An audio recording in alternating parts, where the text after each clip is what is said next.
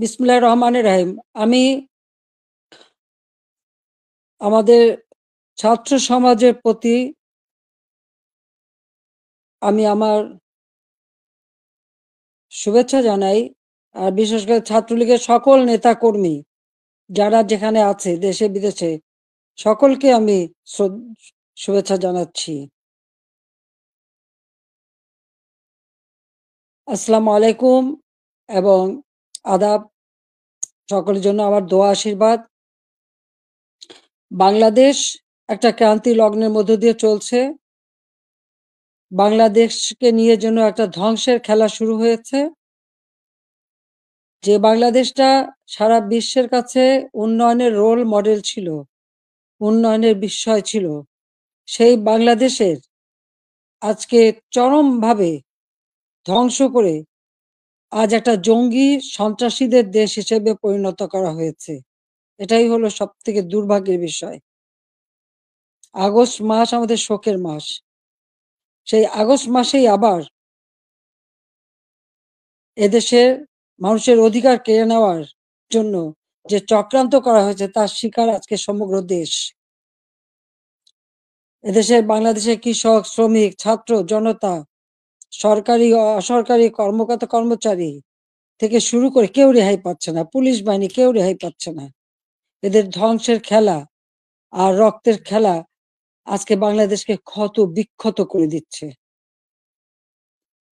তোমাদের মনে আছে 2018 সালে ছাত্রদের একটা কোটা আন্দোলন শুরু হয়। আমি তো সে আন্দোলন আমি তাদেরকে কিছুই বলিনি, বরং কোটা বন্ধ করে দিয়েছিলাম, তাদের দাবি পূরণ করেছিলাম। এরপরে মুক্তিযোদ্ধা কয়েকটা পরিবার একটা কোর্টে মামলা করে, তার একটা রায় হয়। সেই রায়ের যখন কোটা আবার চালু করে, আমরা সরকারের পক্ষ থেকেই রিট করে সেটা স্থগিত করে দিই। প্রকৃতপক্ষে আর কোটা আন্দোলন বা কোটা ইস্যুটাই ছিল না। কিন্তু এটা যে কোটা আন্দোলন ছিল না, এটা যে ছিল একটা ভিন্ন ষড়যন্ত্র, সেটা আমি বারবার বলেছি। এটা ছিল সেই একজন ক্ষমতার লোভী, তার মেটিকুলাস ডিজাইনের একটা অংশ। সেই অংশ হিসেবে সে ছাত্র হত্যা করেছে, জনগণকে হত্যা করেছে, আওয়ামী লীগের নেতাকর্মী হত্যা করেছে, পুলিশ হত্যা, সাংবাদিক হত্যা, সাংস্কৃতিক কর্মী হত্যা, সারা দেশটাকে ক্ষত বিক্ষত করা, অর্থনীতিকে ধ্বংস করা। আমাদের মহান নেতা জাতির পিতা বঙ্গবন্ধু শেখ মুজিবুর রহমান তার জীবনটাকে উৎসর্গ করেছেন বাংলার জনগণের জন্য। সেই ছাত্র জীবনে যখন পাকিস্তানি শাসকরা আমাদের মাতৃভাষায় কথা বলার অধিকার কেড়ে নেয়, তারই প্রতিবাদ তিনি করেছিলেন। ঢাকা বিশ্ববিদ্যালয়ে তিনি আইন বিভাগের ছাত্র ছিলেন। আর এই প্রতিবাদ করবার জন্যই তিনি বাংলাদেশ ছাত্রলীগ প্রতিষ্ঠা করেন 1948 সালের 4 জানুয়ারি। এবং বাংলাদেশ ছাত্রলীগ, তমুদ্দুন মজলিস সহ আরো কয়েকটি প্রগতিশীল রাজনৈতিক দল নিয়ে ভাষা সংগ্রাম পরিষদ গঠন করেন। সেই ভাষা আন্দোলনে আমাদের যারা শহীদ হয়েছেন আমি তাদের আজকে স্মরণ করি। সালাম, বরকত, জব্বার যারা জীবন দিয়েছেন, রক্তের অক্ষরে বলে গেছেন আমরা মায়ের ভাষায় কথা বলতে চাই। আর এই আত্মত্যাগের মধ্য দিয়ে আমাদের যাত্রা শুরু। ধাপে ধাপে জাতির পিতা বঙ্গবন্ধু শেখ মুজিব এই বাংলাদেশের জনগণকে স্বাধীনতার চেতনায় উদ্বুদ্ধ করেন এবং তারই নেতৃত্বে আমরা পেয়েছি স্বাধীনতা, পেয়েছি মুক্তিযুদ্ধে বিজয়। আমি জাতির পিতা বঙ্গবন্ধু শেখ মুজিবুর রহমানের প্রতি শ্রদ্ধা জানাচ্ছি। শ্রদ্ধা জানাই জাতীয় চার নেতার প্রতি, 30 লক্ষ শহীদের প্রতি, 2 লক্ষ মা বোনের প্রতি। মুক্তিযোদ্ধাদের জানাই সশ্রদ্ধ সালাম। একটা যুদ্ধ-বিধ্বস্ত দেশের দায়িত্বভার নিয়েছিলেন বঙ্গবন্ধু শেখ মুজিব। মাত্র 3 বছর 7 মাসের মধ্যে সে যুদ্ধের ভয়াবহতা কাটিয়ে ওঠেন। ধ্বংসস্তূপের উপর দাঁড়িয়ে যে যাত্রা শুরু করেছেন শূন্য হাতে, সেই বাংলাদেশকে তিনি মাত্র 3 বছর 7 মাসের মধ্যে একটা স্বল্পোন্নত দেশে উন্নীত করেন। সে সময় যখন বাংলাদেশের মানুষের শান্তি শৃঙ্খলা ফিরে আসে, মানুষ একটু সুন্দর জীবনের স্বপ্ন দেখতে শুরু করে, ঠিক তখন আসে আঘাত। 75 15ই আগস্ট। ওই ধানমন্ডি 32 নম্বর বাড়ি যেখান থেকে জাতির পিতা স্বাধীনতার ঘোষণা দিয়েছিলেন, পাকিস্তানি হানাদার বাহিনী তাকে গ্রেপ্তার করে নিয়ে গেছিল এই ঘটনার পর। তখনও এই বাড়িটা তারা লুটপাট করেছিল, কিন্তু আগুন দিয়ে পোড়ায়নি, ভাঙেনি। মুক্তিযুদ্ধে বিজয়ের পর জাতির পিতা ফিরে আসতে সক্ষম হন বাংলাদেশে। 10ই জানুয়ারি 1972 সালে তিনি প্রত্যাবর্তন করেন। এই বাড়িতে বসেই তিনি কিন্তু বাংলাদেশের এই বিধ্বস্ত বাংলাদেশকে গড়ে তোলেন। রাষ্ট্রপতি হিসেবে তিনি কিন্তু রাষ্ট্রপতি ভবনে থাকেননি, বা প্রধানমন্ত্রী হিসেবে প্রধানমন্ত্রী ভবনে থাকেননি। এই ছোট বাড়িটা, যে বাড়িটা আমার মা অনেক কষ্ট করে প্রতিটি ইট নিজের হাতে গেড়ে তিনি এই বাড়িটা গড়ে তুলেছিলেন। ওই বাড়িতেই 15ই আগস্ট আমার বাবা জাতির পিতা বঙ্গবন্ধু শেখ মুজিবকে হত্যা করা হয়। আমার মা বেগম ফজিলাতুন্নেসা মুজিবকে হত্যা করে। আমার 3 ভাই, সকলেই আমার ছোট। মুক্তিযোদ্ধা ক্যাপ্টেন শেখ কামাল, মুক্তিযোদ্ধা লেফটেন্যান্ট শেখ জামাল এবং ছোট রাসেল, যার বয়স ছিল মাত্র 10 বছর। তাদেরকে কেউ নির্মমভাবে হত্যা করে। কামাল জামালের নবপরিণীতা বধূ সুলতানা এবং রোজি জামালকে হত্যা করে।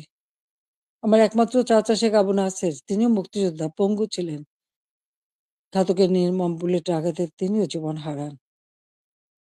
রাষ্ট্রপতি মিলিটারি সেক্রেটারি ছুটে এসেছিলেন ব্রিগেডিয়ার জামিল উদ্দিন, তাকে হত্যা করে। পুলিশ অফিসার সিদ্দিকুর রহমানকে হত্যা করে। একই সাথে যুবনেতা শেখ ফজলুল হক মনিকে হত্যা করে। তার অন্তঃসত্ত্বা স্ত্রী আরজুমনি, তাকেও হত্যা করে। আব্দুর রব সানিবাদ, যিনি স্বাধীনতার সংগঠক ছিলেন, তাকে হত্যা করে। তার 10 বছরের ছেলে আরিফ, 13 বছরের মেয়ে বেবি, 4 বছরের নাতি সুকান্ত সহ ওই পরিবারের সদস্যদের নির্মমভাবে হত্যা করে। 15ই আগস্টে যারা শাহাদাত বরণ করেছে, আমি তাদের আত্মার মাগফিরাত কামনা করি।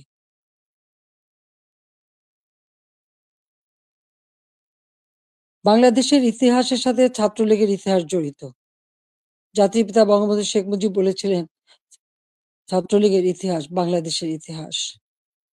প্রতিটি সংগ্রাম, মুক্তিযুদ্ধে ছাত্রলীগের অবদান রয়েছে। 75-এর পর গণতান্ত্রিক অধিকার প্রতিষ্ঠার জন্য যে সংগ্রাম করি, সেখানেও শহীদের তালিকায় ছাত্রলীগের সংখ্যাটাই বেশি। বারবার আঘাত এসেছে, একের পর এক কূ হয়েছে, হত্যা, কূ, ষড়যন্ত্রের রাজনীতি শুরু হয়েছে। সেখান থেকে বাঙালি জাতিকে উদ্ধার করে আমরা এদেশে গণতন্ত্র প্রতিষ্ঠা করি। 15ই আগস্ট আমার ছোট বোন রেহানা আর আমি বিদেশে ছিলাম বলে বেঁচে গিয়েছিলাম। 6টি বছর প্রবাসে আমরা কাটাই। এরপর আমি সুযোগ পাই বাংলাদেশে ফিরে আসতে, বলতে গেলে অনেকটা জোর করে ফিরে আসি। যে দেশে আমার পিতামাতার ঘাতকের দল, যাদেরকে ইন্ডেমনিটি দেওয়া হয়েছিল, তাদের বিচার করা যাবে না। অর্থাৎ আমি একজন মানুষ হিসেবে আমার বাবা, মা, ভাইয়ের বিচার চাইতে পারবো না। সেই বিচারহীনতার সংস্কৃতি ছিল বাংলাদেশে। যে দেশে গণহত্যা চালিয়েছিল পাকিস্তান হানাদার বাহিনী, গ্রামের পর গ্রাম জ্বালিয়ে পুড়ে ছারখার করেছিল। মা বোনদেরকে ধরে নিয়ে ক্যাম্পে রেখে দিনের পর দিন পাশবিক অত্যাচার করত। সেই যুদ্ধাপরাধী যাদের বিচার জাতির পিতা শুরু করেছিলেন, তাদেরকেও কিন্তু ছেড়ে দেওয়া হয়, মুক্তি দেওয়া হয়েছিল তখন। সেই অবস্থায়ও কিন্তু আমি দেশে ফিরে এসেছিলাম একটা প্রত্যয় নিয়ে, যে আদর্শ নিয়ে, যে চেতনা দিয়ে বাংলাদেশ স্বাধীন হয়েছে। যে চেতনা নিয়ে বাংলাদেশ স্বাধীন হয়েছে, সেই মুক্তিযুদ্ধের চেতনাকে বাস্তবায়ন করা। যে আদর্শ বুকে ধারণ করে লাখো শহীদ রক্ত দিয়ে দেশ স্বাধীন করেছে, সেই শহীদের মর্যাদা রক্ষা করে বাংলাদেশের মানুষের অন্ন, বস্ত্র, বাসস্থান, চিকিৎসা, শিক্ষা, মৌলিক অধিকারগুলি নিশ্চিত করে বাংলাদেশকে একটা উন্নত, ক্ষুধা, দারিদ্র্যমুক্ত বাংলাদেশ গড়ে তোলা, যা জাতির পিতা বঙ্গবন্ধু শেখ মুজিবের স্বপ্ন ছিল। এবং সেই কাজে আমরা কিন্তু সাফল্য অর্জন করেছিলাম। প্রথমবার সরকারে এসে আমরা অনেকগুলি উন্নয়নের কাজ করি, এরপর আসতে পারিনি। আবার বাংলাদেশে জঙ্গি, সন্ত্রাস, দুর্নীতির দেশ হয়েছিল, প্রায় 8টি বছর সময় নষ্ট হয়। 2008-এর নির্বাচনে আওয়ামী লীগ এককভাবে 300 সিটের মধ্যে 233টা সিট পায়। বাংলাদেশের মানুষের আস্থা, বিশ্বাস অর্জন করে সরকার গঠন করি। 2009 সাল থেকে 2024 সাল এই বাংলাদেশ উন্নয়নশীল দেশের মর্যাদা পায় যখন আমরা জাতির পিতার জন্ম শতবার্ষিকী 2020 সালে এবং স্বাধীনতার সুবর্ণ জয়ন্তী 2021 সালে উদযাপন করি, তখনই কিন্তু বাংলাদেশ উন্নয়নশীল দেশের মর্যাদা পায় এবং জাতিসংঘ স্বীকৃতি দেয়। জাতির পিতা বঙ্গবন্ধু শেখ মুজিবের সেই ঐতিহাসিক 7ই মার্চের ভাষণ, সে ভাষণও ইউনেস্কো বিশ্ব প্রামাণ্য দলিলে স্থান করে দেয়। কারণ যে ভাষণ পৃথিবীর বিভিন্ন দেশে সামরিক অসামরিক নেতারা ভাষণের মধ্য দিয়ে মানুষকে উজ্জীবিত করেছে, সেই ভাষণগুলির মধ্যে প্রায় 2500 বছরের সকল ভাষণের মধ্যে জাতিপিতা বঙ্গবন্ধু শেখ মুজিবের ভাষণটি সর্বশ্রেষ্ঠ ভাষণ হিসেবে গণ্য হয়, আন্তর্জাতিক প্রামাণ্য দলিলে তার স্থান পেয়েছে। বাংলাদেশে এখন জাতির পিতা বঙ্গবন্ধু শেখ মুজিবের ভাষণ নিষিদ্ধ করেছে, কিন্তু আন্তর্জাতিকভাবে তো তার স্বীকৃতি পেয়েছে। 21শে ফেব্রুয়ারি সারা বিশ্বে আন্তর্জাতিক মাতৃভাষা দিবস হিসেবে স্বীকৃতি পেয়েছে, যেটা আওয়ামী লীগ সরকার এসেই আমরা সেই উদ্যোগ নিয়েছিলাম এবং ইউনেস্কো কর্তৃক সেটা স্বীকৃতি পেয়েছিল। বাংলাদেশের উন্নয়ন, এটা তো শুধু একথা তো কেউ বলতে পারবে না যে উন্নয়নটা শুধুমাত্র আমরা একটি দলের জন্য করেছি। এই উন্নয়নটা সারা দেশের মানুষের জন্য। আমরা দেশের ছেলে মেয়েদের, আমাদের ভবিষ্যৎ প্রজন্ম, তরুণ সমাজ যারা এদেশের একদিন কর্ণধার হবে, তাদের জন্য মানসম্মত শিক্ষার পরিবেশ আমরা তৈরি করেছিলাম, যেখানে ছিল অনবরত সেশন জট। সেখান থেকে মুক্ত করে আমরা শিক্ষার পরিবেশ তৈরি করি। সাথে সাথে ব্যাপকভাবে যাতে তরুণ সমাজের কর্মসংস্থান সৃষ্টি হয়, তার জন্য আমি সমস্ত কিছু বেসরকারি খাতে উন্মুক্ত করে দিই। আমাদের দেশে মাত্র একটা টেলিভিশন ছিল, একটা রেডিও ছিল। কোনো মোবাইল ফোন ছিল না, ডিজিটাল ফোন ছিল না। ডিজিটাল বাংলাদেশ গড়ে তোলা এবং টেলিভিশন, রেডিওকে বেসরকারি খাতে উন্মুক্ত করে দেওয়া, ব্যাংক, বিমান থেকে শুরু করে প্রতিটি প্রতিষ্ঠান বেসরকারি খাতে উন্মুক্ত করে দিয়েছিলাম একটা লক্ষ্য নিয়েই, যে আমাদের তরুণ সমাজের কর্মসংস্থানের ব্যবস্থা হবে, সেই লক্ষ্য নিয়েই। আমাদের দেশের উন্নয়নের যত পরিকল্পনা আমরা নিয়েছি, সে পরিকল্পনাগুলি ছিল একেবারে গ্রাম পর্যায় পর্যন্ত। আমার গ্রাম, আমার শহর। সেভাবে যেন প্রত্যেকটা গ্রাম গড়ে ওঠে এবং প্রত্যেকটা গ্রামের মানুষ যেন নাগরিক সুবিধা পায়, সেই ব্যবস্থাও আমরা করেছিলাম। ডিজিটাল বাংলাদেশ গড়ে তুলব, প্রতিটি ইউনিয়ন পর্যায় পর্যন্ত আমরা ডিজিটাল সেন্টার খুলে দিই, সেখানে কর্মসংস্থানের ব্যবস্থা হয়। আমাদের দেশে একসময় মানুষ কোনো ইন্টারনেট ব্যবহার করত না। আজকে 13 কোটি মানুষ কিন্তু ইন্টারনেট ব্যবহার করে। মোবাইল ফোন ছিল না। সেই মোবাইল ফোনও উন্মুক্ত করে দিই এবং এখন 18 কোটি সিম ব্যবহার হয় এবং এর জন্য আমরা ট্রেনিং এর ব্যবস্থা করি। কম্পিউটার ট্রেনিং ইনকিউবেশন সেন্টার করে দিয়েছি। স্কুলে কম্পিউটার ল্যাব তৈরি করে দেওয়া হয়েছে। বিশ্ববিদ্যালয়ে বিনামূল্যে ইন্টারনেট সার্ভিস ব্যবস্থা করা হয়েছে। Wifi connection, broadband connection, Bangabandhu satellite ১ আমরা উৎক্ষেপণ করেছি। আধুনিক প্রযুক্তি জ্ঞান সম্পন্ন জাতি গড়ে উঠুক, সেটাই চেয়েছি। বিজ্ঞান প্রযুক্তি বিশ্ববিদ্যালয় 96 সালে সরকার এসেই নির্মাণ করি, যাতে করে বিজ্ঞানের দিকে মানুষ ঝোঁকে, গবেষণায় প্রতি মনোযোগী হয়। কারণ বিজ্ঞানের বিকাশ ছাড়া কখনো কোনো দেশ উন্নতি লাভ করতে পারে না। সেজন্য এই ব্যবস্থা আমরা নিয়েছিলাম।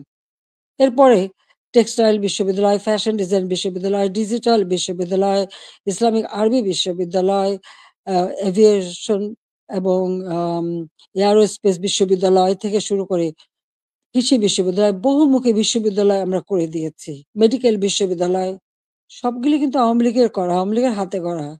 একটার পর একটা ইনস্টিটিউট করে দিয়েছি।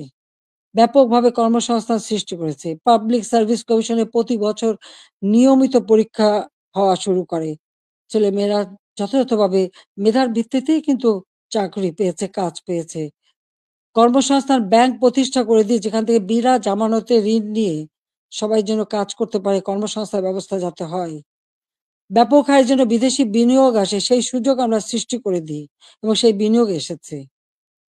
২০০৯ সালে সরকার এসে আমি প্রেক্ষিত পরিকল্পনা প্রণয়ন করি ২০১০ থেকে ২০২১। এটার লক্ষ্য ছিল বাংলাদেশকে আরো উন্নত করা, বাংলাদেশের মানুষের জীবন মান উন্নত করা, আধুনিক বিশ্বের সঙ্গে যাতে তাল মিলিয়ে চলতে পারে সেই ব্যবস্থা করা, এবং সেটাই আমরা কিন্তু করেছিলাম। আজকে আমাদের এটা বললে চলবে না যে মুক্তিযুদ্ধ, জাতির পিতা বঙ্গবন্ধু শেখ মুজিবের অবদান এবং গণতন্ত্র প্রতিষ্ঠার সংগ্রাম, এর সব কিছুই কিন্তু আমাদের আন্দোলন সংগ্রামের ফসল। জাতির পিতা বঙ্গবন্ধু শেখ মুজিব যদি এদের স্বাধীন না করতেন, তাহলে আমরা কোথায় থাকতাম? পাকিস্তানের একটা প্রদেশ। পাকিস্তান আমলে একজন বাঙালি কিন্তু সেক্রেটারি হতে পারেনি, একজন বাঙালি কিন্তু মেজর জেনারেল পর্যন্ত যেতে পারেনি, মাত্র মেজর হিসেবে থাকতে পারত, একজন মাত্র কর্নেল ছিল। পাকিস্তান আমলে কিন্তু আমাদের শিক্ষার কোনো উচ্চশিক্ষার সুযোগই ছিল না। এমনকি বিদেশে যেতে হলে ওই পাকিস্তানের রাজধানীতে যেয়ে বিদেশের আমাদের পাসপোর্ট এবং ভিসা নিতে হতো, আন্তর্জাতিক ফ্লাইট করাচি থেকে নিতে হতো। সেটা আমার নিজের অভিজ্ঞতা আছে। ৬৯ সালে যখন ওই বিদেশে যাই, ওই করাচিতে যে থেকে ভিসা নিয়ে তারপর যেতে হয়েছে। কিন্তু দেশ স্বাধীন হবার পরে তো সেটা ছিল না। আমদানি রপ্তানি ব্যবসা পূর্ববঙ্গে কেউ করতে পারতো না, ওই পাকিস্তানে যেয়েই করতে হতো। কিন্তু আমরা স্বাধীনতা অর্জন করতে পেরেছি বলেই সকল সুযোগ আমরা পেয়েছি। আমাদের ছেলেমেয়েরা উচ্চ শিক্ষার সুযোগ পেয়েছে। আমাদের মুক্তিযুদ্ধের ইতিহাস আমাদের গৌরবের ইতিহাস, আমাদের বিজয়ের ইতিহাস। এই ইতিহাস কেউ মুছে ফেলতে পারবে না। আমি জানি এটা মুছে ফেলার চেষ্টা হচ্ছে। সংবিধানকে ধ্বংস করা, জাতীয় পতাকা ধ্বংস করা, অনেক চেষ্টাই করা হয়েছে। কিন্তু লাখো শহীদের রক্তের বিনিময়ে যে পতাকা পেয়েছি, যে সংবিধান পেয়েছি, যে স্বাধীনতা পেয়েছি, তা ওই কয়েকজন বুলডোজার দিয়ে ভেঙে গুড়িয়ে দেবে এ শক্তি তাদের হয়নি এখনো। এটা তাদের দুর্বলতার প্রকাশ। তারা একটা দালান ভাঙতে পারে, কিন্তু ইতিহাসকে তারা ধ্বংস করতে পারে না। ইতিহাস কিন্তু তার প্রতিশোধ নেয়, এটাও তাদের মনে রাখতে হবে। একবার মুছে ফেলা হয়েছিল ৭৫-এর পর, এরপরে আবার এখন শুরু। যারা এটা করছে তারা তাদের হীনমন্যতার পরিচয় দিচ্ছে।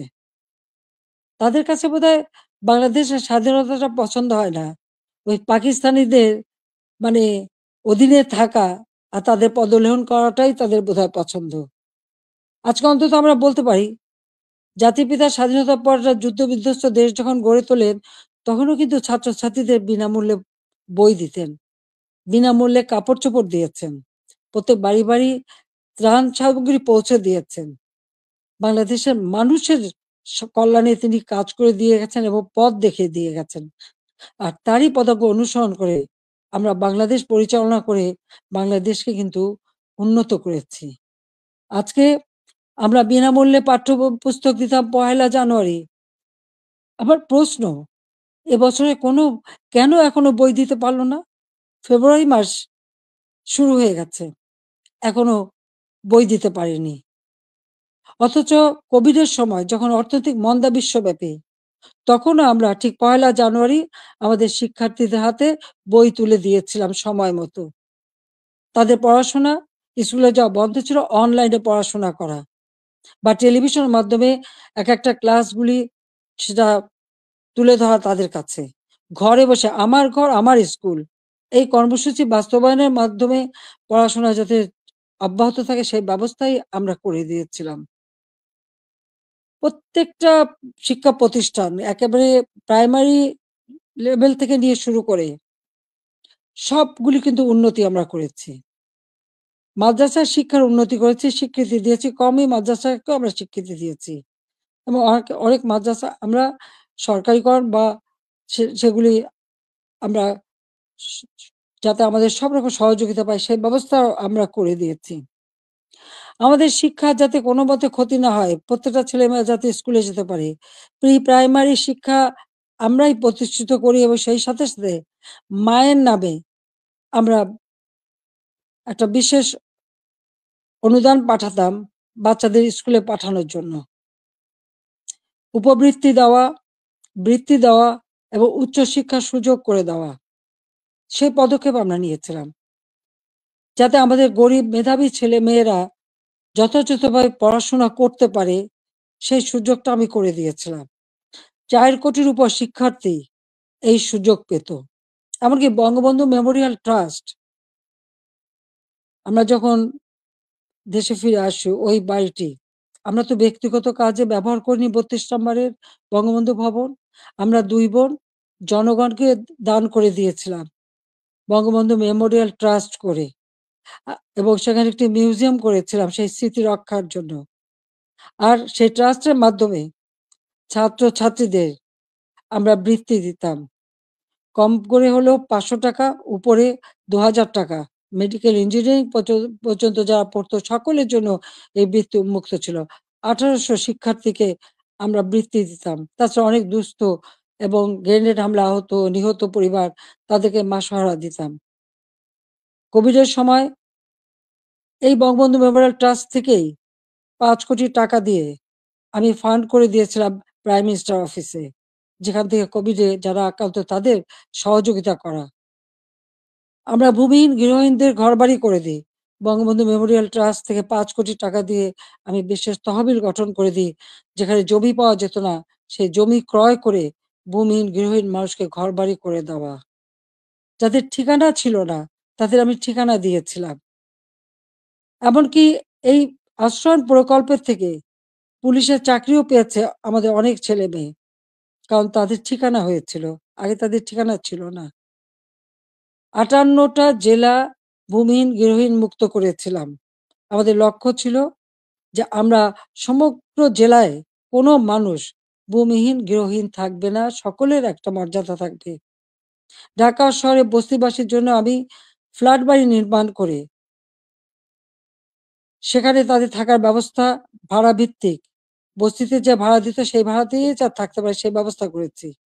আমাদের দেশের যারা সুইপার, হরিজন, দলিত শ্রেণী তাদেরকে ফ্ল্যাট বাড়ি নির্মাণ করে দিয়েছি। এবং আমাদের বেদে, কুষ্ঠরোগী, হিজড়া প্রতিটি অনগ্রসর যারা তাদের জন্য বিনামূল্যে ঘর এবং তাদের জীবন জীবিকার ব্যবস্থা আমরা করে দিয়েছি। বাংলাদেশে আমি যখন ৯৬ সালে সরকার গঠন করি মাত্র ১৬০০ মেগাওয়াট বিদ্যুৎ ছিল। আমি ৪৩০০ মেগাওয়াটে উন্নীত করেছিলাম। কিন্তু পরবর্তীতে ৮ বছর পর যখন আবার সরকারে আসি তখন পেয়েছিলাম মাত্র ৩২০০ মেগাওয়াট। আমরা উদ্যোগ নিই। ঘরে, ঘরে বিদ্যুৎ দেব। প্রতিটি ঘর আলোকিত করব। আমাদের কথা রেখেছি। প্রত্যেক ঘরে, ঘরে আমরা বিদ্যুৎ পৌঁছে দিয়েছিলাম। প্রতিটি ঘর আলোকিত করেছিলাম। আমাদের লক্ষ্য ছিল যে একটি মানুষও কুঁড়ে ঘরে বাস করবে না। নিদেন পক্ষে একটা টিনের ঘরেও হলেও তাদের দেব। সেটা কিন্তু আমরা দিতে পেরেছি এবং এর পরবর্তীতে এসে সেমি পাকা ঘর আমরা দিয়ে দিয়েছি। যাতে মানুষ বাঁচতে পারে। খেলাধুলায় আরো আগ্রহী যাতে হয়। ক্রিকেট টেস্ট ম্যাচ সেটাও আমার সময়ে অর্জন করা এবং সেই সঙ্গে সঙ্গে তাদের ট্রেনিং করানো। ক্রিকেট, ফুটবল বা দেশীয় খেলা, হকি প্রত্যেকটা খেলার সুযোগ আমরা করে দিয়েছি এবং ছেলেমেয়ে উভয়ই সুযোগ পেত। আমাদের সে প্রাইমারি স্কুলে মেয়েদের জন্য বঙ্গমাতা গোল্ড কাপ টুর্নামেন্ট এবং ছেলেদের জন্য বঙ্গবন্ধু শেখ মুজিব গোল্ড কাপ টুর্নামেন্টের মাধ্যমে সেই ছোট্টবেলার থেকে যাতে তারা খেলতে পারে সেই ব্যবস্থা আমরা করে দিয়েছি। আজকে কি দুর্ভাগ্য আমাদের! আমাদের মেয়েরা ফুটবল খেলতে যেয়ে সারা অনেক দেশ থেকে কিন্তু তারা জয়ী হয়ে এসেছে, বাংলাদেশের সুনাম করে এসেছে। আজকে আমাদের দেশে তারা খেলতে পারছে না। কেন? মেয়েদের খেলার অধিকার নাই কেন? সেটা আমার প্রশ্ন। তাদেরকে কেন বাধা দেওয়া হলো? যারা এই বাধা দেন তারা কি ভুলে যান?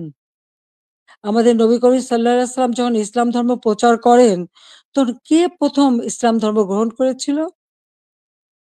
ইসলাম ধর্ম গ্রহণ করেছিল একজন নারী। তিনি বিবি খাদিজা। তিনি ১ম ইসলাম ধর্ম গ্রহণ করেন।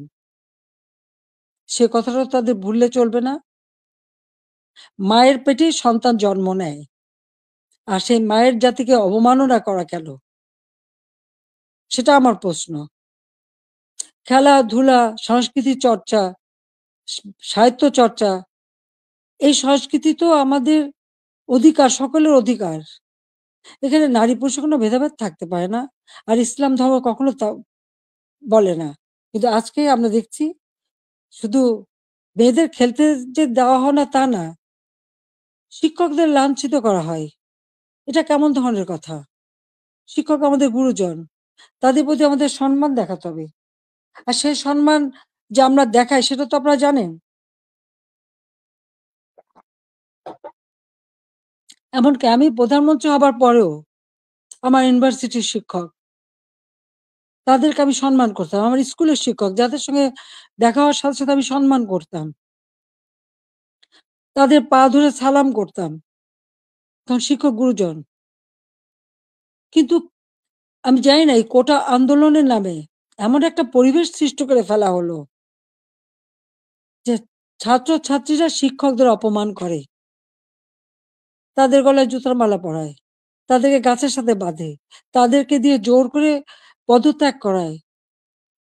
কেন এই ধরনের বেয়াদবি কেন শিখাবে বা এই শিশুদের, কোমলমতি শিশুদের এবং ছাত্রছাত্রীরা কেন এই বেয়াদবি করবে? আজকে ছাত্রছাত্রীরা শিক্ষকদের বয়কট করে। এই ধরনের অদ্ভুত আচরণ আমি জানি না পৃথিবীর আর কোনো দেশে আছে কিনা। তাহলে আমরা কি পরিচয় দেব? যে দেশের মানুষ ৭১ সালে মুক্তিযুদ্ধে বিজয় অর্জন করে বিজয়ী জাতি হিসেবে সারা বিশ্বে সম্মান পেয়েছে, আজকে সেই দেশের মানুষ কাছে কোথায়? কোথায় সেই সম্মান? যে দেশটাকে আমি জাতির পিতা বঙ্গবন্ধু শেখ মুজিবের আদর্শ বুকে নিয়ে যে বাংলাদেশকে আমি উন্নয়নশীল দেশের মর্যাদা এনে দিয়েছিলাম। আমাদের অর্থনীতি আন্তর্জাতিকভাবে ৩৫তম অর্থনীতির দেশ হিসেবে স্বীকৃতি পেয়েছে। দারিদ্র্যের হার ৪১ ভাগ থেকে আমি ১৮.৭ ভাগে নামিয়ে এনেছিলাম। হতদরিদ্র ২৫ ভাগ থেকে আমি ৫.৬ ভাগে নামিয়ে এনেছিলাম। আমাদের সাক্ষরতার হার ৪৫ ভাগ থেকে ৭৮.৮ ভাগে উন্নীত করেছিলাম। এবং আমাদের দেশের ছেলেমেয়েরা দেশে বিদেশের জন্য যে পড়াশোনা করতে পারে, প্রধানমন্ত্রীর দপ্তরে আমি আলাদা শিক্ষা সহায়তা ট্রাস্ট ফান্ড করে দরিদ্র মেধাবী ছাত্রদেরকে আমি বৃত্তি দিতাম, যাতে তারা আরো উচ্চ শিক্ষা নিতে পারে, পিএইচডি করতে পারে বা অন্য যেকোনো উন্নত মানের শিক্ষা দেশে বিদেশে করতে পারে, সেইভাবে তাদের বৃত্তি দেওয়া শুরু করেছিলাম।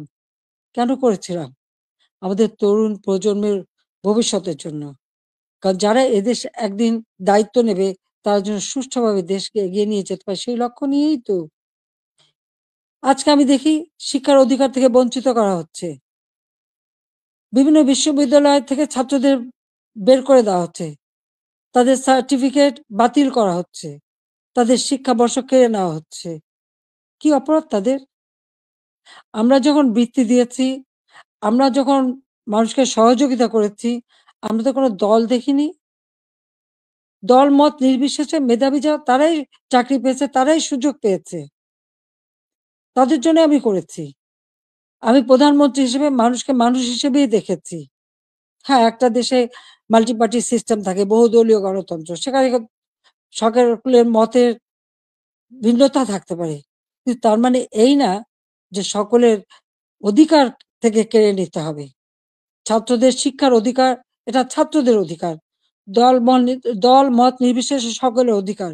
সেই অধিকার থেকে কাউকে বঞ্চিত করা, এর থেকে অন্যায় আর কিছু হতে পারে না। কিন্তু দুর্ভাগ্যের বিষয় যে আমরা দেখি সেই বৈষম্যহীন আন্দোলনের মাধ্যমেই আজকে বৈষম্য সৃষ্টি করা হচ্ছে। ছাত্রদের শিক্ষার অধিকার থেকে বঞ্চিত করা হচ্ছে। শিক্ষকদের অপমান করা হচ্ছে। শিক্ষা প্রতিষ্ঠানগুলির পরিবেশ নষ্ট করা হচ্ছে। কেন এই অবস্থা থাকবে? বাংলাদেশে ২০২৪ সালে যে ঘটনা ঘটলো, সেখানে পুলিশদের পিটিয়ে হত্যা করা। একটা অন্তঃসত্ত্বা নারী পুলিশ যে বারবার বলছে, "ভাই আমাকে মারবেন না, আমার পেটে বাচ্চা।" মানুষ এত অমানুষ হয় কিভাবে যে তাকে পিটিয়ে হত্যা করা হলো? আগুন দিয়ে পুলিশ ফাঁড়িতে জ্বালিয়ে দেওয়া এবং সেখানে আগুন দিয়ে পুড়িয়ে ফেলা।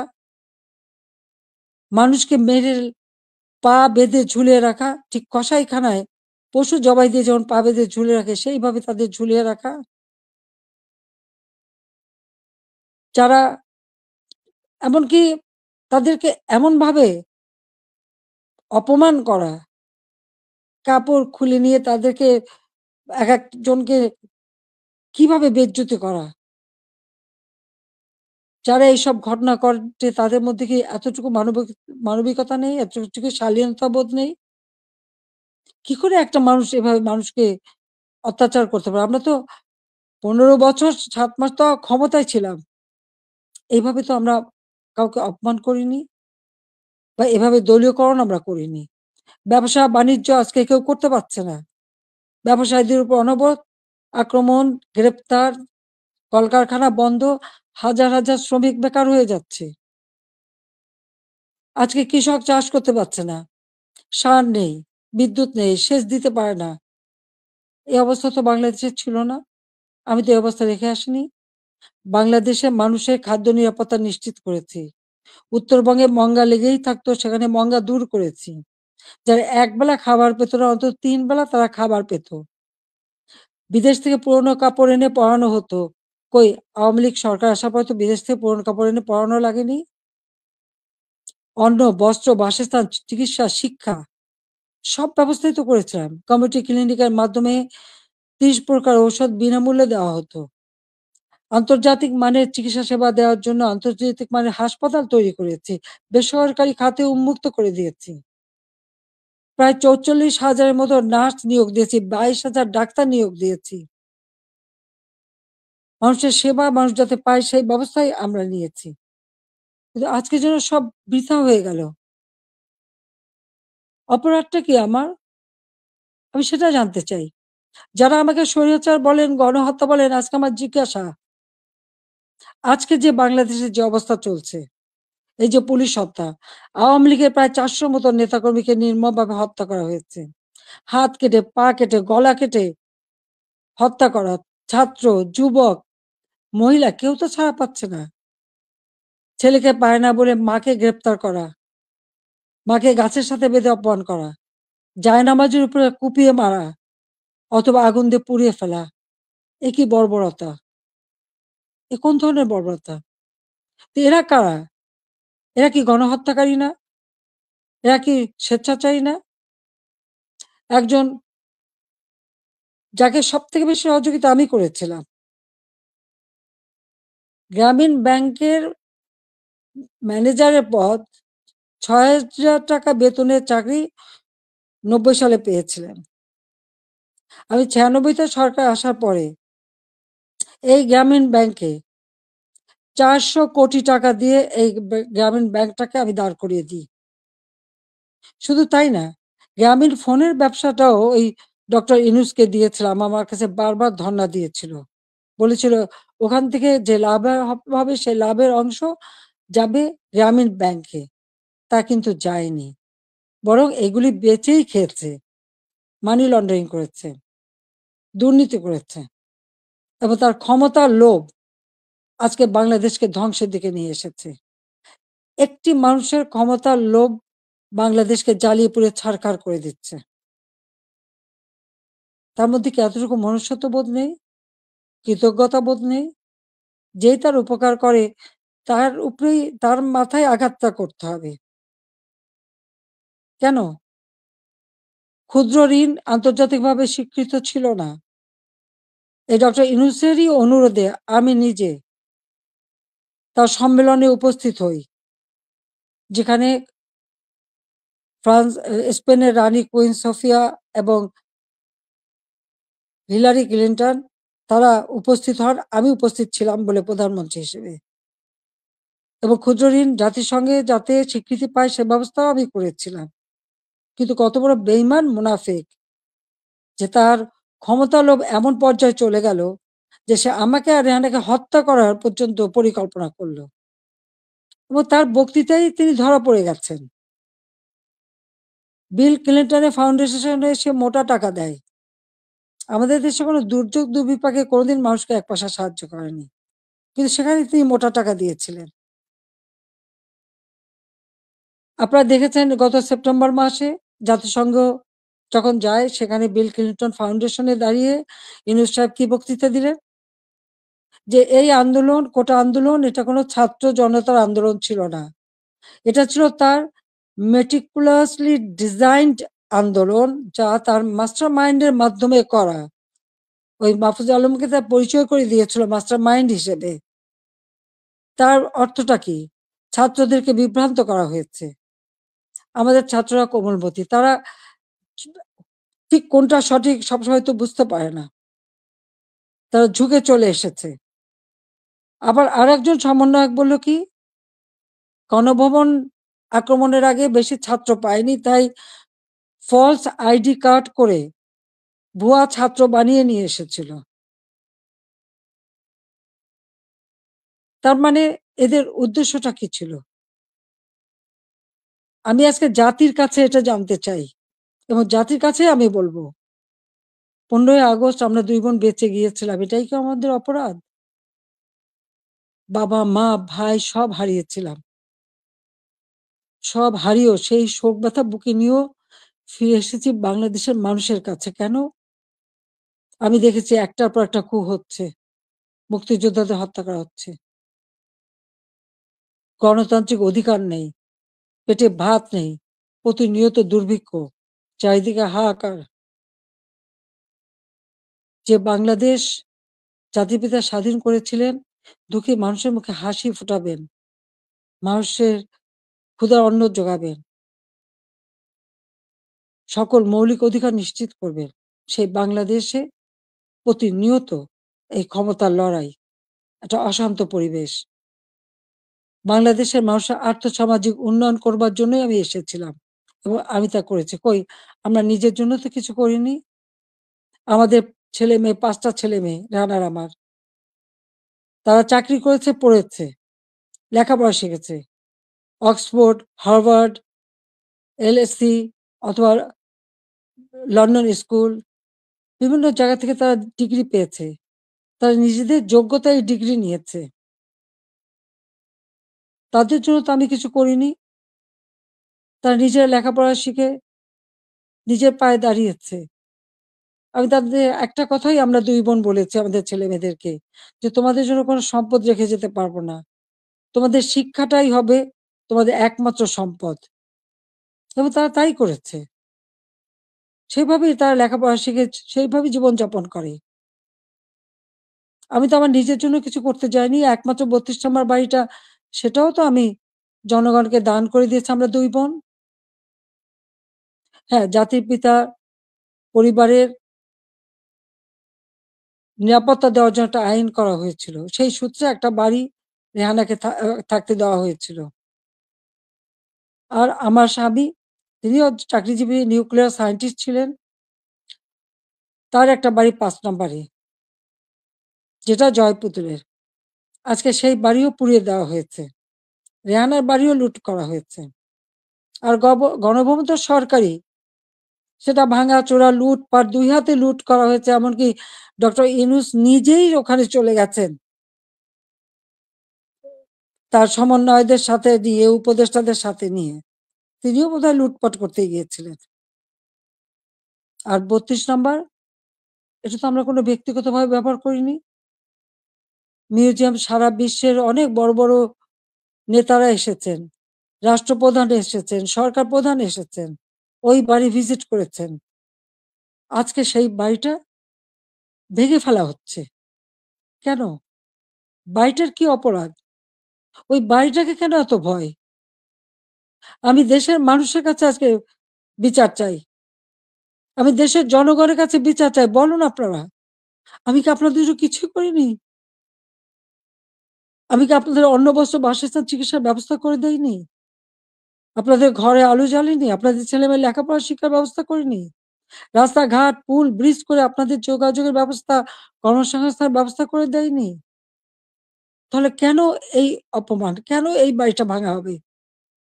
এই বাড়ি থেকে তো স্বাধীনতার ঘোষণা দিয়েছিলেন জাতির পিতা।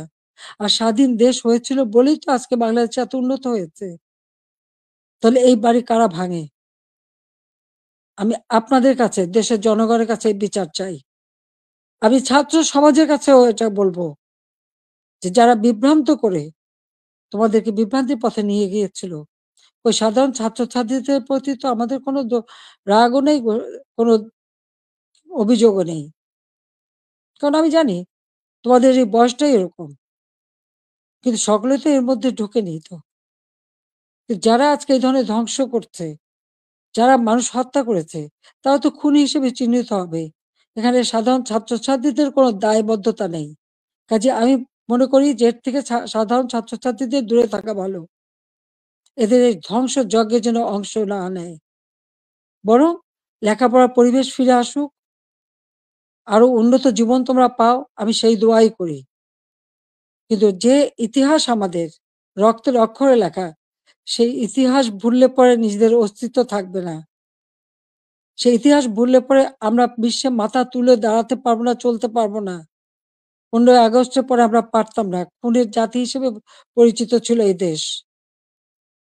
ভিক্ষার জাতি হিসেবে পরিচিত ছিল। প্রাকৃতিক দুর্যোগের দেশ হিসেবে পরিচিত ছিল। আমি সেখান থেকে বাংলাদেশকে উন্নত করে উন্নয়নের রোল মডেল হিসেবে সারা বিশ্বে বাংলাদেশের সম্মান নিয়ে এসেছিলাম। সারা বিশ্ব বাংলাদেশের উন্নয়নকে বিস্ময় বলে পরিচয় করত। তারা বিস্ময় বলে স্বীকার করত। কিন্তু ২০২৪ সালের এই আগস্ট মাস থেকে আজকে বাংলাদেশ আবার সেই ধ্বংসের দেশ। আমার একটা প্রশ্ন, জুলাইয়ের ১৫ তারিখ থেকে যত রকমের হত্যাকাণ্ড, পুলিশ হত্যা, আওয়ামী লীগ নেতাকর্মী হত্যা, ছাত্র হত্যা, শিশু হত্যা, যত হত্যা হয়েছে, কেন ইন্ডেমনিটি দেওয়া হলো? অপরাধ করলে অপরাধীদের শাস্তি পেতে হবে।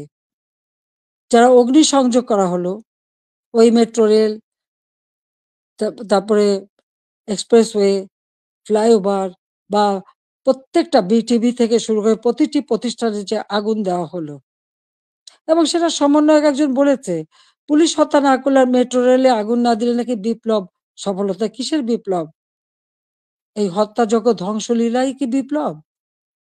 বিপ্লবের অর্থ বোঝে? তারা নিজেরাই স্বীকার করছে। আর সেখানে তাদেরকে ইন্ডেমনিটি দেওয়া হয়েছে। অপরাধ যারা করে তারাই দায় মুক্তি পায়। আর অপরাধী, তাদের এই বিচার কিন্তু একদিন না একদিন হবেই। এটা সকলের মনে রাখতে হবে। তো আমি আজকে এখানে ছাত্র সমাজ আছে, আমি সবাইকে বলবো, অন্তত মনোযোগী হও পড়াশোনায়, নিজের পায়ে দাঁড়াও, নিজের পিতামাতাকে সম্মান করো, শিক্ষকদের সম্মান করো, নিজের শিক্ষা প্রতিষ্ঠান, এই প্রতিষ্ঠান কোনো জঙ্গিদের হাতে তুলে দিও না। এই শিক্ষার অনেক কষ্ট করেই আমরা শিক্ষার পরিবেশ এনেছিলাম, যেখানে প্রতিদিন বোমাবাজি আর অস্ত্রের ঝনঝনানি ছিল, সেখান থেকে মুক্ত করে চমৎকার পরিবেশ করে দিয়েছিলাম, কোনো সেশন জট ছিল না। কিন্তু আজকে আবার সেই সেশন জট, আজকে আবার একটা দুঃসময় যাচ্ছে। আমাদের এই তরুণ সমাজই পারে এখান থেকে পরিবর্তন আনতে। যে চেতনা নিয়ে লাখো শহীদ রক্ত দিয়েছে, সে চেতনাকে ধ্বংস হতে দিও না। তাহলে নিজেরা বিদেশেও মুখ দেখাতে পারবে না, দেশেও না। মানুষের ধিক্কার ছাড়া কিছু জুটবে না।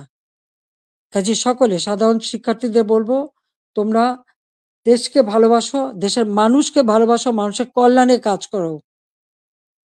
আর ওই যারা জঙ্গি, সন্ত্রাসী, যারা এই অগ্নিসংযোগ, মানুষ হত্যা আর এই ভাঙচুর করতে পারে, ইতিহাস মুছে ফেলতে চায়, তাদেরকে ধিক্কার জানাও।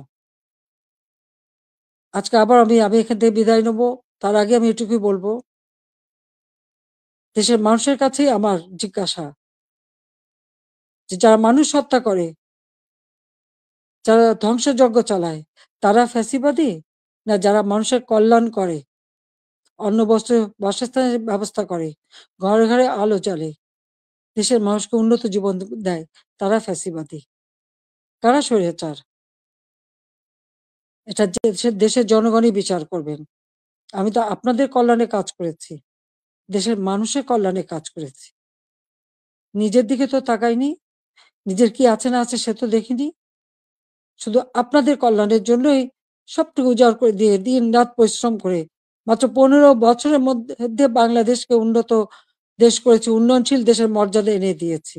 যা বিশ্বে বাংলাদেশের মর্যাদা অর্জন করেছিল, আজকে সব ধ্বংস হয়ে গেছে। তবে আমি এটুকু আশাবাদী, হ্যাঁ, আমাদের যে স্মৃতিটুকু নিয়ে 2 বোন বেঁচে ছিলাম, আজকে সেই স্মৃতিটুকু ভেঙে ফেলা হচ্ছে। এর আগে আগুন দিয়ে পুড়িয়েছে, আজকে ভেঙে ফেলা হচ্ছে।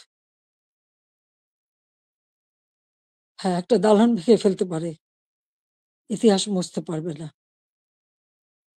একবার ভাঙলে আবার আমরা গড়তে পারবো। এই বাংলাদেশ আবার মাথা তুলে দাঁড়াবে। বাংলাদেশের মানুষ আবার বিশ্ব দরবারে মাথা উঁচু করে দাঁড়াবে। আল্লাহ যখন বাঁচিয়ে রেখেছেন, তো নিশ্চয়ই আমার কিছু কাজ বাকি আছে। সেটুকু করার জন্য আল্লাহ বাঁচিয়ে রেখেছেন। নইলে বারবার কেন মৃত্যুর হাত থেকে বেঁচে আসবো? মানুষের দোয়া, উপরে আল্লাহ রাব্বুল আলামিন ওই গ্রেনেড হামলা, গুলি, বোমা সব জায়গা থেকে তো আমাকে রক্ষা করে নিয়ে এসেছেন। এবারেও তো সেই একই অবস্থা। এবার তো একটাই লক্ষ্য ছিল। তার meticulous ডিজাইনই ছিল ইউনূস সাহেবের আমাকে ২ বোনকে হত্যা করা। তারপরেও কিভাবে আল্লাহ আমাদেরকে রক্ষা করেছেন। কাজেই আবার বাংলাদেশ ফিরে আসবে। মুক্তিযুদ্ধের চেতনা গড়ে উঠবে। শহীদের রক্ত কখনো বৃথা যেতে পারে না। এটাই আমার কথা। আমি ছাত্রলীগকে ব্যান্ড করেছে। ছাত্রকে ব্যান্ড করার কোনো অধিকার নেই।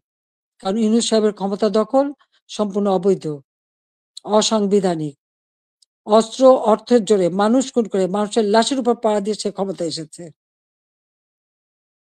এভাবে অন্যায় করে যারা ক্ষমতায় আসে, এই ক্ষমতা কিছুদিন ভোগ করতে পারে। কারণ নিজে ট্যাক্স দেবে না, মানুষের উপর ট্যাক্সের বোঝা চাপাবে, ভ্যাট বসাবে। জনগণের ভাত দিতে পারবে না, পুলিশের পোশাক বদলায়। পাকিস্তানিদের পোশাকের সাথে মিলিয়ে পোশাক পরায়। কৃষক চাষ করতে পারে না, সার পায় না, সেচ পায় না, শ্রমিক কাজ পায় না, শ্রমিকদের বেকার করে দেয়। অথচ নিজের অর্থ সম্পদ ঠিকই আছে এবং অর্থ পাচার করা অব্যাহত রেখে দিয়েছে। কাজে এ অন্যায় আল্লাহ রাব্বুল আলামিনও সইবে না। এবং বাংলাদেশের মানুষকেও বলবো, আপনারাও এই অন্যায়ের প্রতিবাদ করবেন, প্রতিরোধ গড়ে তুলবেন। বাংলাদেশকে এভাবে ধ্বংস হতে দেবেন না। আমি আছি আপনাদের পাশে। আমি যত দূরেই থাকি না কেন, আমার মন আপনাদের সাথে আছে। আর আপনারা আমার মনের ভিতরে আছেন। বাংলার জনগণকে নিয়ে তো সব শোক ভুলেছিলাম। বাংলাদেশের মানুষকেই তো একটা নিজের পরিবার হিসেবে আমি নিয়েছিলাম। আর সেইভাবে নিজের ছেলে-মেয়েকে স্নেহবঞ্চিত করেছি। কিন্তু আপনাদের জন্য দিনরাত পরিশ্রম করেছি। কাজে আমি আপনাদের কাছেই বিচার চাই, আর আপনাদের সহযোগিতা চাই। যে এই ধ্বংসযজ্ঞ থেকে যেন বাংলাদেশ মুক্তি পায়, এই দমবন্ধ করা পরিবেশ থেকে যেন বাংলাদেশের মানুষ মুক্তি পায়, বাংলাদেশের মানুষ যেন জীবনের নিরাপত্তা পায়, শান্তিতে চলতে পারে, সেটাই আমাদের কামনা, সেটাই আমরা চাই। কাজে আজকে যারা এই ধরনের দুর্বৃত্ত পরায়ণ করছে, এই দুর্বৃত্ত পরায়ণদের হাত থেকে, এই দুর্বৃত্তদের হাত থেকে দেশকে রক্ষা করতে হবে। তার জন্য সকলকেই ঘুরে দাঁড়াতে হবে, প্রতিরোধ গড়ে তুলতে হবে। আসুন সকলে মিলে আবার আমরা আমাদের দেশকে মুক্তিযুদ্ধের চেতনায় গড়ে তুলি। ইনশাআল্লাহ ২০৪১ সালের মধ্যে বাংলাদেশ ক্ষুধামুক্ত, দারিদ্র্যমুক্ত, উন্নত, সমৃদ্ধ, স্মার্ট বাংলাদেশ হিসেবে গড়ে উঠবে। এবং সেটা আমরা করব, করতে পারবো ইনশাআল্লাহ। জয় বাংলা, জয় বঙ্গবন্ধু, বাংলাদেশ চিরজীবী হোক। ছাত্রলীগকে ধন্যবাদ আজকে এই সুযোগটা করে দেওয়ার জন্য। তোমরা ভালো থাকো। তোমাদের দোয়া করি, সেই সাথে, সাথে সকল ছাত্র সমাজ, তাদের জন্য আমার দোয়া, আশীর্বাদ রইলো। সবাইকে আবারও বলবো, মনোযোগ দিয়ে লেখাপড়া শেখো, দেশকে ভালোবাসো, দেশের মানুষকে ভালোবাসো, দেশের কল্যাণে কাজ করো। আমার দোয়া, আশীর্বাদ সবসময় তোমাদের জন্য থাকবে।